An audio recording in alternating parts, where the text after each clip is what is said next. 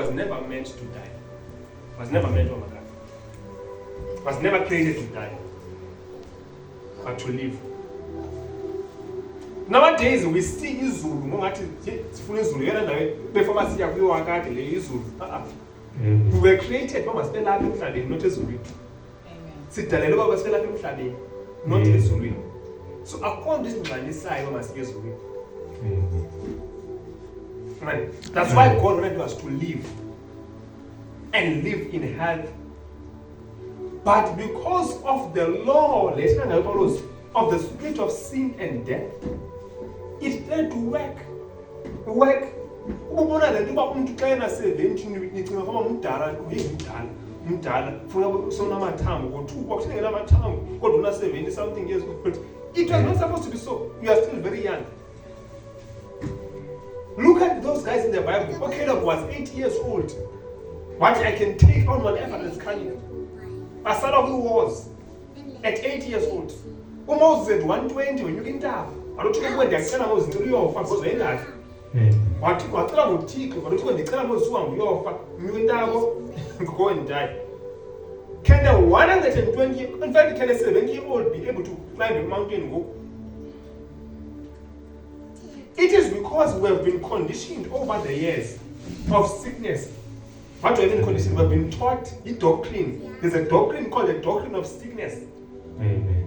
There's a doctrine ukuthi esifundisayo about ukugula yakade. Funeka umuntu account umuntu abe namayeza. Funeka wazi xa utshintsha isizini ube namayeza. It's a doctrine that we have been taught and nothing. It's hard to get it off of our minds because whereas you even if you're 99 now you are 200 you want to die, but you're not supposed to be dying. Why? Because it's a doctrine that has come into your mind that you should be dying. And the more and more, the more life experience is said. And now, as schools, these germs and viruses, the time he created them. Back, there is no new germ, there's no new virus. They were created back, except for the ones that were left. But there's no new virus or new bacteria. All of them were made back in the garden. Since the 1970s, researchers have been manipulating the DNA of microbes to give them abilities they didn't have before. This is called gain-of-function work, and it includes a huge body of scientific research. But within the gain-of-function realm lies an intensely debated subfield where scientists engineer superbugs.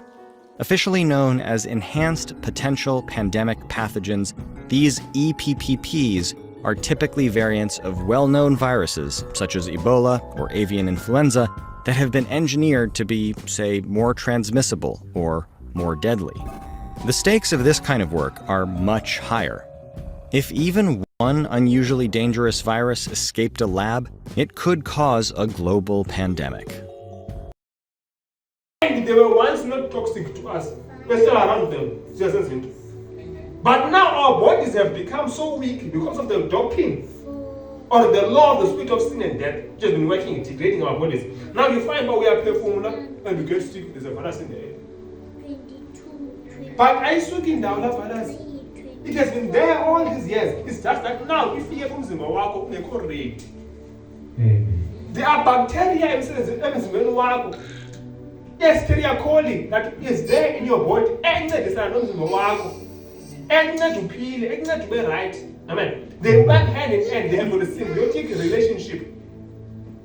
Amen. E. coli is a type of bacteria. It lives in your intestines. But the devil now uses the same, you find, but that same E. coli can be dangerous from you. E. coli is harmless. You're not going to get sick. But there are some strains that can get you sick. E. coli 0157H7 is a particularly dangerous strain.